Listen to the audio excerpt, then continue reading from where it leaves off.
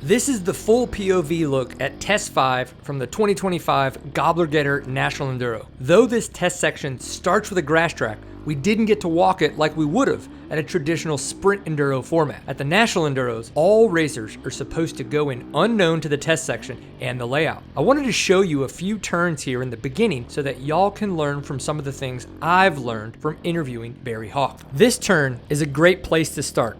Let's back up.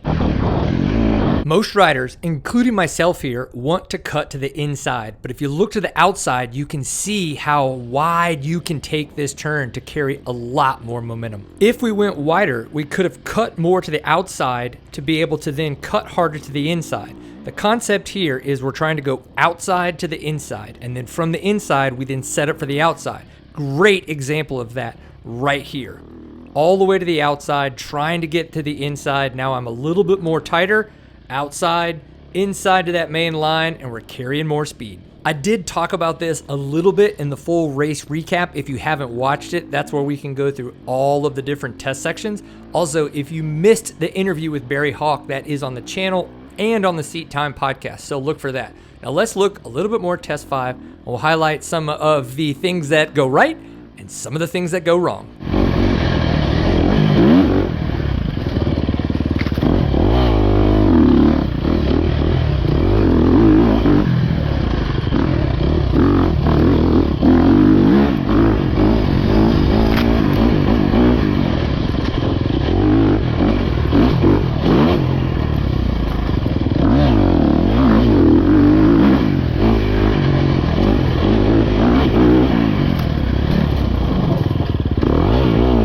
I was trying to be really smart crossing those bridges because in the past, if you've watched any of the other races, you've seen me slip, go backwards, all kinds of crazy things. So I didn't want to really gas it there, but in the long run, I felt like I did a pretty good job.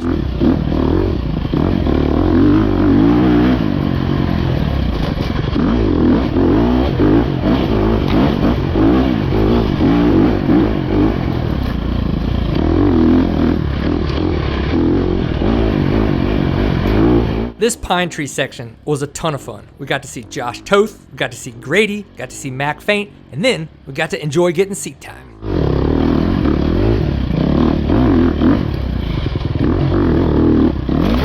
Ow! And of course, that branch really hurt.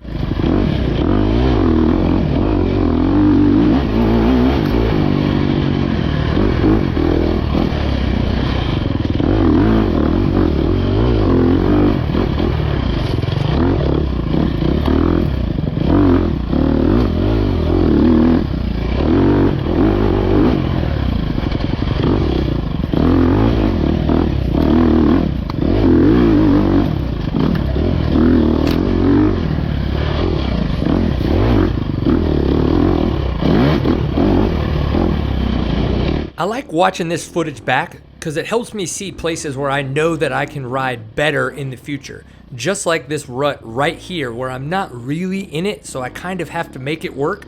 That kind of stuff you have to clean up because that's the stuff that can help save you half a second every turn.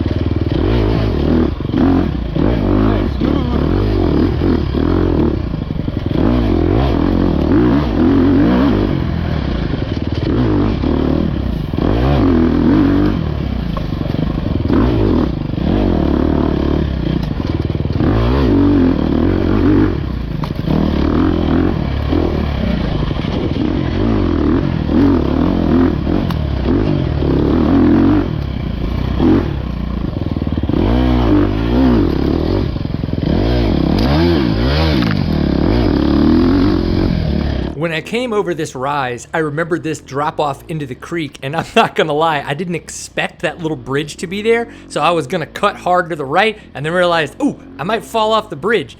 In the long run, I'm on a dirt bike, and I've got a 21-inch front wheel. I could have fallen off that little tiny bridge and been fine. Again, I've just kind of been a little hesitant with bridges after what happened, me literally turning myself around.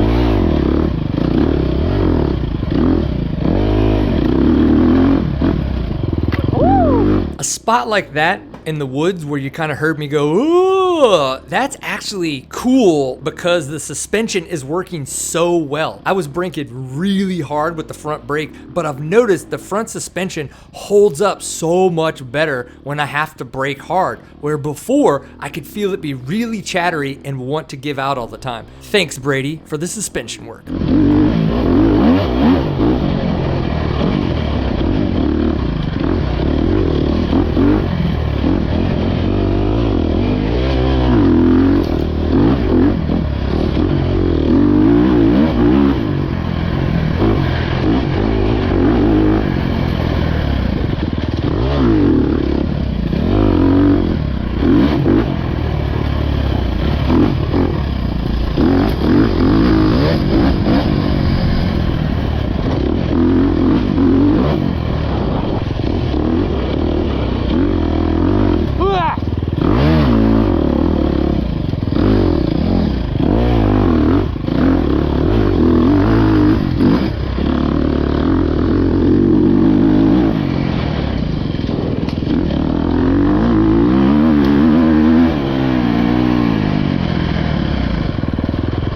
I didn't look nearly as cool as Nick DeFeo did in that open field riding wheelies in front of Brock Hepler. I wanted to show you guys this because this is how I rode this section. You can see that I'm kind of standing up and I'm moving, but I did not pump the motorcycle nearly as cool as Nick DeFeo did. If you have no idea what I'm talking about, make sure you go look at the shorts or on Instagram.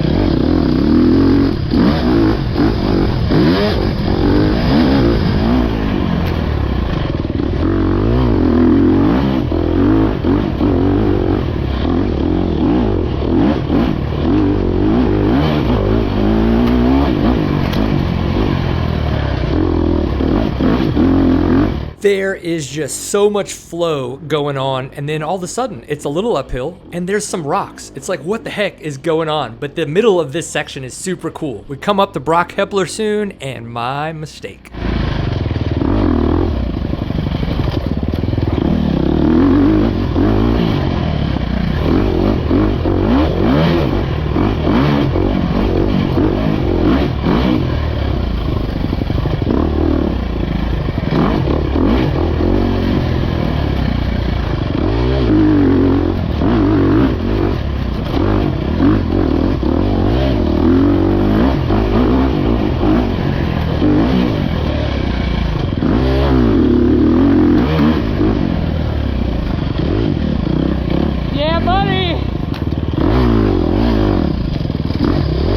I have watched this section so many times to see if I could figure out what happened. The only thing I can think of is that tree on the left. I might have clipped it just a little bit so it kind of like brought my handlebars in, and then maybe I was also on the front brake too much. Maybe those things kind of culminated together to do that. In the long run, it happened. When I got up, I realized my handlebars aren't too bad, so we had to turn it back on. It's not until a little bit later that the front number plate actually comes off.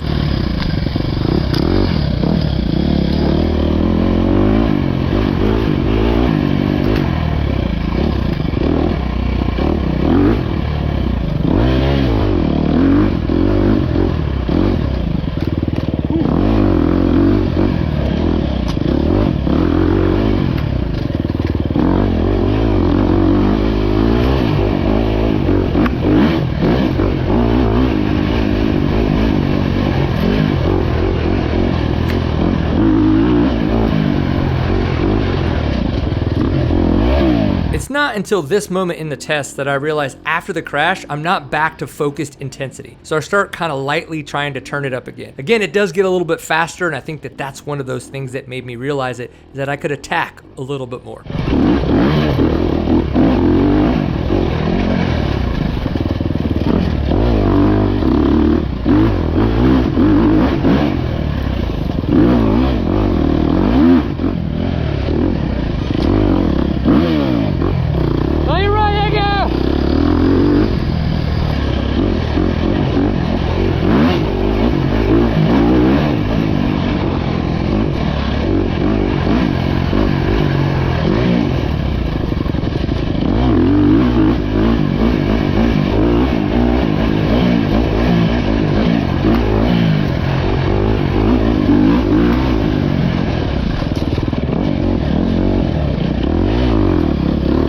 All that bouncing around in that open wood section, and there goes the number plate. It actually landed in my lap, and I was kind of like riding around with it, and then it finally dropped off. It was kind of weird. I was like, wait, do I move it? Do I try to hold on to it? And then I was like, no, bro, we gotta go.